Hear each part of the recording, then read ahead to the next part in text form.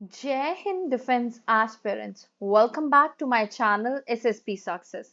For any query regarding SSP and AFSP, please join our Telegram channel SSP Success, whose link is given in the description box. And for more updates regarding SSP and AFSP, do subscribe our YouTube channel SSP Success.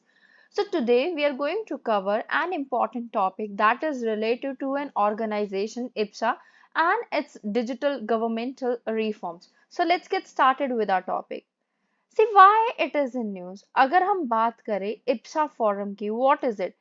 एक Geneva based Diplo foundation है, India, Brazil, south Africa, जो एक साथ जिन्होंने मिलके एक tree patriot बनाया है इप्सा नाम का, जो कि एक मेजर प्ले रोल करेगा in the process of reforming digital governance. आप मैप में देखिए, इंडिया की लोकेशन कहाँ है, यहाँ पे है। सेकंड, हमारा ब्राजील की लोकेशन कहाँ है, यहाँ पे है। थर्ड, आपके साउथ अफ्रीका की लोकेशन कहाँ है, यहाँ पे है। ओके, अगर इप्सा की बात करें, इप्सा एक ट्राइलेटरल डेवलपमेंटल इनिशिएटिव है India, Brazil and South Africa के बीच में to promote South South cooperation exchange. Formation की बात करते हैं, ये जो ग्रुपिंग है वो फॉर्मलाइज की गई थी, जिसका नाम इप्सा डायलॉग फोरम बना था जब फॉरेन मिनिस्टर्स तीनों कंट्री के मिले थे। कब? 6 जून 2003 में, and issued Brasilia declaration. If we talk in terms of collaboration, the first collaboration that we have is related to joint naval exercise.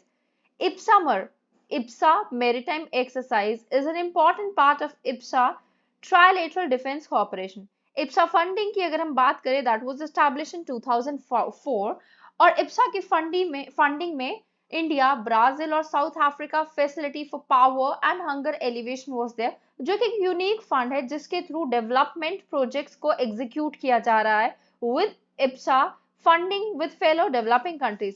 Fund को मैनेज कौन करता है? फंड मैनेज किए जाते हैं United Nation office for South South corporation के द्वारा। How can IPSA contribute to global digital governance?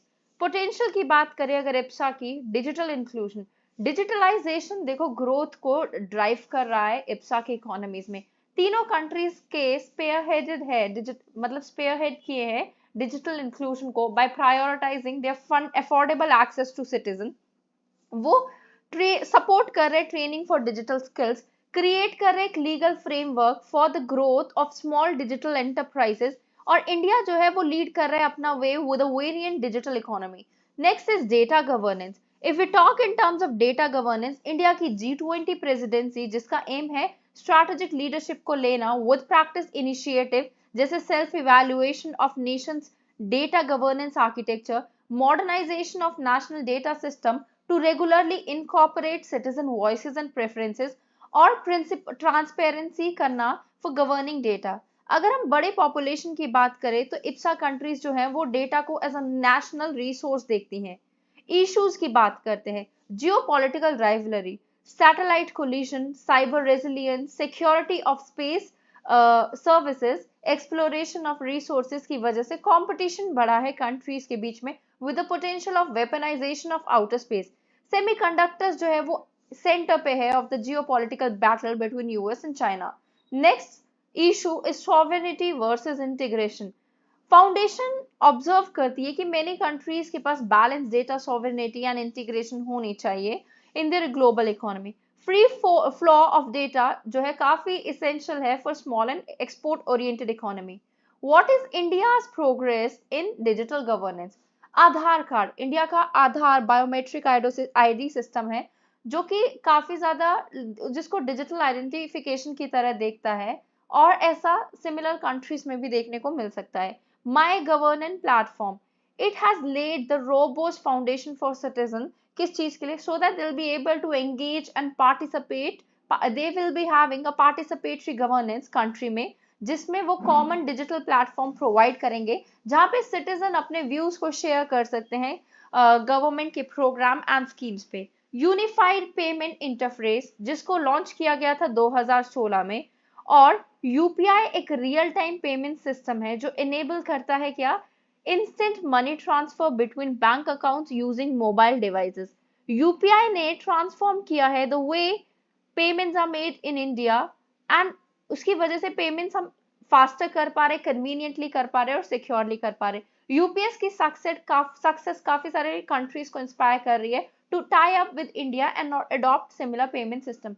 Digital India act जो गवर्नमेंट ऑफ इंडिया है उन्होंने प्रपोज किया है, they are going to come up with a digital India act 2023 जो catalyst करेगा Indian economy को by enabling more innovation, more startup, और उसी टाइम पे प्रोटेक्ट करेंगे citizens of India in terms of safety, trust and accountability. Way forward की बात करते हैं, collaborate with other countries and organisation.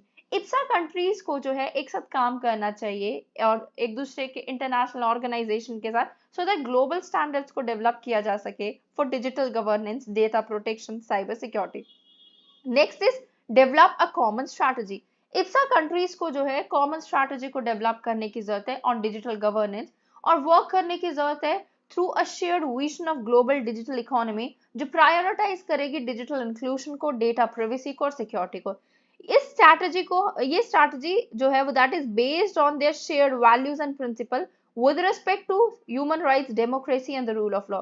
So guys, that was all. I hope you like the video. If you like it, do like it, share it and subscribe our YouTube channel SSP Success. Your likes and comments motivate us to make more and more videos on time. Thank you everyone.